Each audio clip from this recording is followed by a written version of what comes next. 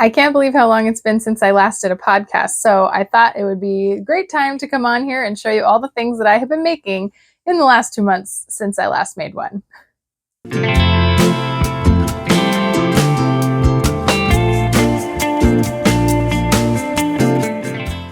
So it's been a bit, and I have still been making lots of things, mostly knitting, to be completely honest, but I have thrown in some sewing, and so you'll get a little bit of a sneak peek of something else that's coming up with my sewing projects.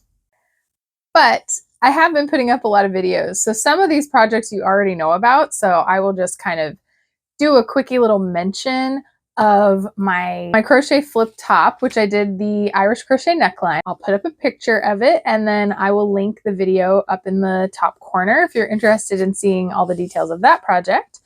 I also finished my Rose Street cardigan, which is actually 2 videos. I did a video review of the pattern itself, which I will link in the corner. And then after that, I did a review on how I line my button bands with Petersham ribbon. And so I'll link to that video as well if you're interested in that. And that was pretty proud of that video. That was quite the undertaking. That's my first ever tutorial like that I filmed. So if you need to back your button bands, which I highly recommend, check out that video. I also have already posted a video about my Dalloway blouse. If you are a little better at keeping your clothes nice than I am, then I do recommend it. In my Me Made May video, I also mentioned how I did a bit of a rework, and I'll link my Me Made May wrap up. I did participate in Me Made May, wore Me Made clothes every day for the whole month. And one of the things that I also managed to do was I changed the buttons on this and fixed the snaps. So I go into that in detail. This is the Liesel cardigan that I made last summer. And maybe I'm saying I'm linking too many things. If they are, then I will link them below if you're interested in seeing that. So now let's get into the things that you haven't seen. The very first one I don't have with me anymore. My boyfriend has it. I made him an anatomical heart.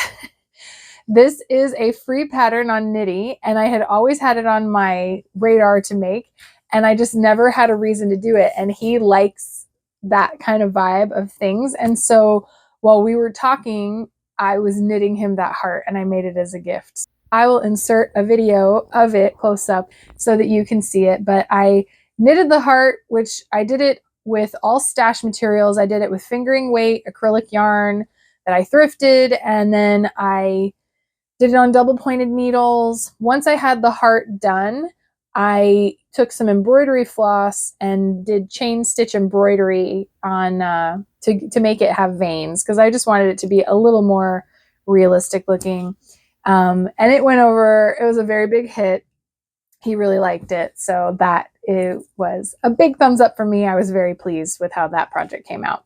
The next thing that I was working on, this is another that's going to be a video in the future, but I figured I would show you because it's cute.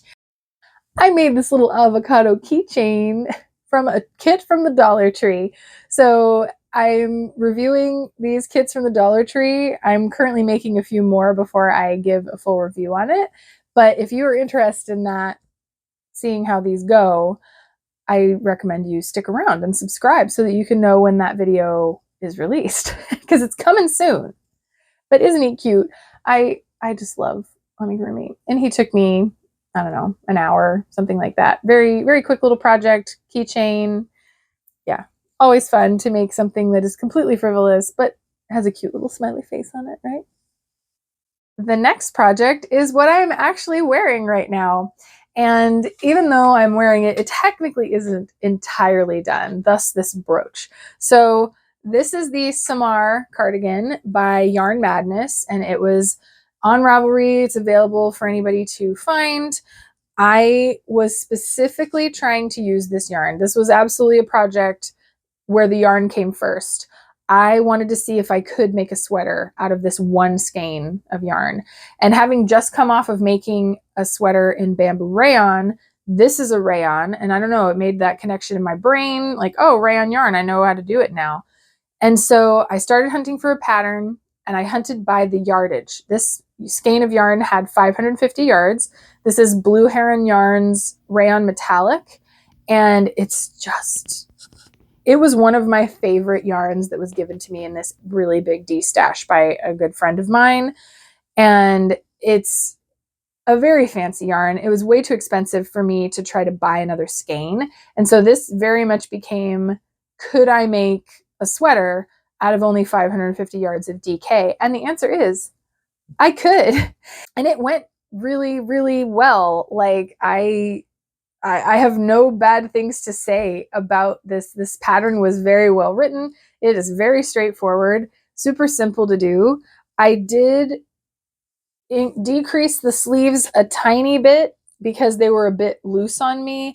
I had seen other people say the same thing, that the sleeves were really large. And so I think mine is like maybe 4 rows longer because I was pulling it in a little bit more, and it fits me very comfortably.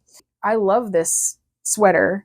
I love this yarn. And the only thing that makes it not finished is it just never fails. That no matter how big my button stash is, I will dig through. I have it all sectioned off by what's new buttons, what's vintage buttons, even where I got them from. I have just an entire dresser drawer full of buttons. Yet it never fails that I won't have the right color, or if I do find one that the color is okay, I don't have enough of them, or they're not the right size. And the only ones I found in my stash that were passable for this were this like dark green button. Like you can see it in the light there. And there are flecks of greenish in here. Like that does match the green in the sweater. Green was just not the vibe that I was going for with the sweater. I really like the purpley, the plummy purple color that comes across. And so I was hoping to have something in that kind of color, or even like the color of the rose. It's like a rose gold metallic, maybe something like that. I don't know. I just didn't have anything, and I pulled these out, but I mean, if I was really, really pushing it, I could use these, but I wouldn't be happy. And they are a little big as well. So I decided to set those aside, and I'm going to be going to a place where I can get a lot of buttons soon. And so I think I might take this with me and try to find buttons while I'm there. So that I will maybe report on next week when I actually get it finished. So in the meantime, this is not blocked. And that's why I have it just held together with this brooch, because I wanted to wear it to show it for this podcast. So this is my finished but not blocked summer cardigan. And I love this yarn so much. I know it might be hard to see that metallic, but maybe if I go like this, you can see it. But it's just such a simple shape. And I know from the front it looks very plain, but the whole back is lace. Hopefully you can see that. And this is why I was able to get this entire sweater out of just 550 yards of DK. But even without buttons, like with the brooch, it's cute. So I really, really like this. I feel like it needs to have a dress that goes with it. So I need to dig through my stash and see what it would complement, But yeah, I really, really am happy with how this turned out. And I'm sure that with blocking it, it's just going to make that lace open up even more and be even more drapey. So yeah, I am super happy with this. I can totally recommend this pattern if you have a limited amount of yarn. Like, it was perfect for what I wanted it for. And it's a great summer design too. So 2 thumbs way up on this sweater. Also during Me Made May, I did a very minor alteration, and I'm going to take the camera down so that you can see what I'm talking about. So I thrifted this skirt last year sometime, and I mean the length, I know it's hard for you to see in this shot. The length is a little awkward on me. It's not too bad though, but it's a linen rayon and it has this cute embroidery, and it was a little too big. And it's not like an expensive brand or anything, but I liked the style of it. It has pockets. And so I just took it in at the waist. It has elastic just at the sides. And so I was able to just change the angle. I was able to like serge just the hip seams on both sides to take this in. And I mean, in the end, because of the angle that this skirt was cut at, it does, I try not to have it dip in. It kind of dips a tiny bit. I did really, really steam the heck out of it, and I think that definitely helped, but I just think it's really cute, and it's a comfy, I love a linen rayon, anything really, but yeah, I just thought it was a cute basic, and now it fits me. So that was another successful Me Made May project that is done. I am also going to tell you a little sneak peek about the big project that I have going. I made a night and day dress by Charm Patterns, and I made it out of this purple mystery cotton that I was given when a lady was destashing, and I grabbed it because I liked the color and I knew that I would have enough. The only thing with Charm Patterns is they do tell you how many yards you're going to need for each element. But because this pattern has so many elements, it's hard to know exactly how many. You don't have to just cut out the bodice and back and the facings if you're going to be doing a sleeve. Like the sleeve yardage is listed separate from the skirt yardage and from the bodice yardage. And so it becomes a little more complicated with your actual used yardage if you're making it all out of the same type of fabric, which I was. So this was a 45-inch wide, technically sold as a quilting cotton as far as I can tell. It was on a bolt from Moda, and it says April Cornell, Portugal. But when I looked up April Cornell, Portugal, there were no solids. They were all like a floral print. And this fabric is not a standard quilting cotton. I don't know how much the texture is going to come off in the video, but it has like nubbies all over it. And I ended up with those purple nubbies all over everything. This was also an extremely fuzzy fabric to work with. I had to blow actual fuzz off of my needle of my sewing machine intermittently through this project because it was just building up so much fluff while I sewed. But for my purposes of making a complete prototype, basically, of like I made a muslin, but this was my first draft because I wanted to see how the whole thing does. When I do a muslin, I don't usually attach the skirt. And so I wanted to see how my changes that I made to the bodice affected the skirt and then how it looked all together because I was still trying to decide if I liked this skirt option. And I do. So this was my prototype, and I will insert a video of me wearing it. This one did end up still having a little bit of issues. It was the case of when I didn't have the facing on my muslin, it didn't seem like it was gaping away from my body. It seemed like it was doing pretty good. But once it had the stiffness of the facing attached to this, which is interfaced, it stood away quite a lot. And so I had to actually take an extra dart at the back of the neck. And I discovered that I could pinch out another inch from the front. I have a hollow chest, so I had to make that adjustment on my final one, but this is entirely wearable as it is. I think it's very cute. And because it's cotton, it's very breezy. I mean, it's a hefty dress, and I still have yet to hem it. So that's, if you look at the hem, that's why it looks a little weird. It is just black serger thread. But yeah, I think that it turned out really, really nicely, and it was really refreshing to sew a dress, honestly. It's been so long since I had made any clothing, and now I kind of have the bug and I want to make more. But yeah, I was using this as a test out to see if I liked the sleeves, to see if I liked the skirt, how the bodice was fitting, and so it worked out fantastic for my purposes. And now I have this lovely purple dress that I can wear if I want to as well. Eventually I'll hem it. It'll get done, but I was just too anxious to move on to the real project. I have also read quite a few books since I last talked about books at all on here, and I've really enjoyed all of them, so I thought that I would share. I liked The Unmaking of June Farrow was a very cool idea, and I just really liked the way that it was written, the way that this story was built. So if you like, the whole magical realism, which normally I'm not into like fantasy, but this was just a cool idea. So I do recommend that one.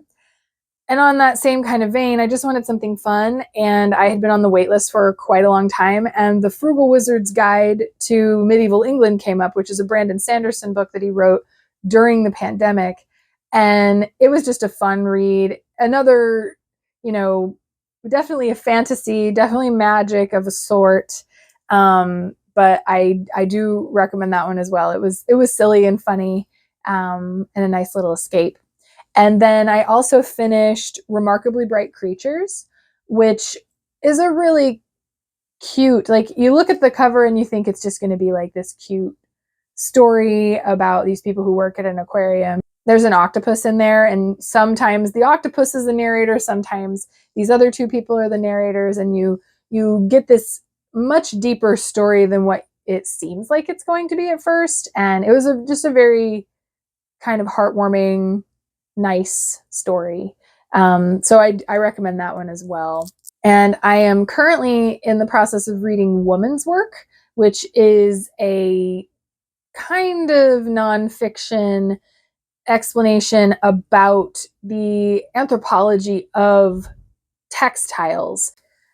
It's a prehistoric anthropological piecing together story of what would be called women's work. It was all textile production, what they had to do, why women ended up doing this. And so I've had it recommended by quite a few people who are also into knitting and spinning and things like that. And it's one of those that I'll listen to the audiobook for a decent chunk, and then I'll escape into something else. But it's been really interesting. So that's what I'm currently in the process of. But yeah, it's been a pretty good stretch of reading. I haven't had any that I don't like in quite a while, which is always nice. I also have had the pleasure of going to quite a few concerts since I last talked on here. A friend of mine took me to see Guster on the anniversary of my divorce, which was a nice replacement memory. And so yeah, I love Guster. I've seen them twice, and this was a very awesome concert.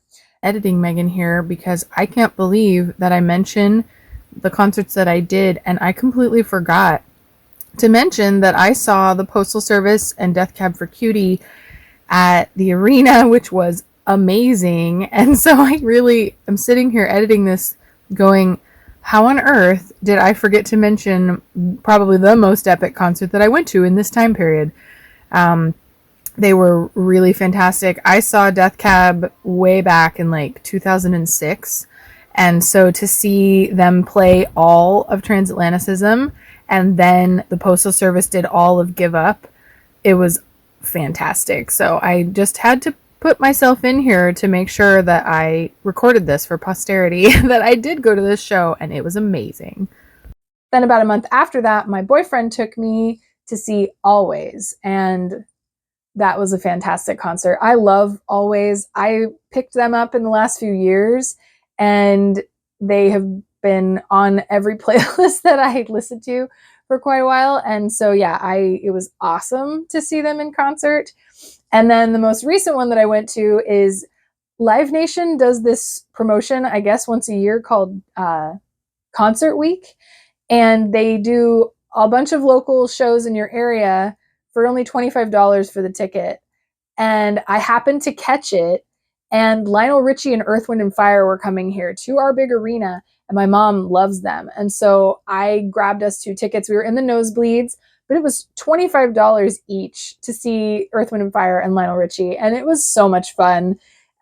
We were singing and dancing, so was everybody else up there with us, and we just had a really fun time. So that was awesome. If you like concerts, definitely put it in your calendar. I think it was the second week of May. It was like May 8th through the 14th. And while the tickets lasted for each of these events, you could get these tickets for super cheap. So maybe mark your calendar. I will mark my calendar for next year and see who else I can go and see for so inexpensive. We are also going to see the Aquabats in July because why not? So yeah, that was a lot of fun. And I am very much excited to be seeing concerts again. I hadn't really gotten to for years and years, but when I was in my 20s, that was basically my favorite thing to do. I was at concerts every other weekend, and now I have it back in my life. And so that has been a lot of fun. So that's all that I have for this episode. Those are all the things that I've been making over the last couple of months. And it's funny, it actually occurred to me when I made this and I looked at my Ravelry, I have already made 4 sweaters this year. Like, that's nuts. I usually average 5 sweaters a year, and usually one of them is a quickie project like this. So I don't feel bad counting this one, that it only took me like 2 weeks to make. But I finished the Moan cardigan first, then the Rose Street, which was long sleeve and fingering weight. Then I did the Dalloway blouse, which again was another quick project, and then the summer cardigan. And so, yeah, and I know for a fact, I mean, we're halfway through the year. I know for a fact I'm going to get more done. So I'm curious to see how many sweaters I managed to make. We're going to find out. Subscribe if you would like to see how many sweaters I end up making this year. But that's it for this episode. I hope that you enjoyed seeing all the things that I made this past couple of months. Please do give me a like and subscribe if you would like to stick around and see future episodes of things that I make and other videos in between. And until I see you again, I hope that you're having a fantastic summer and make a lot of things.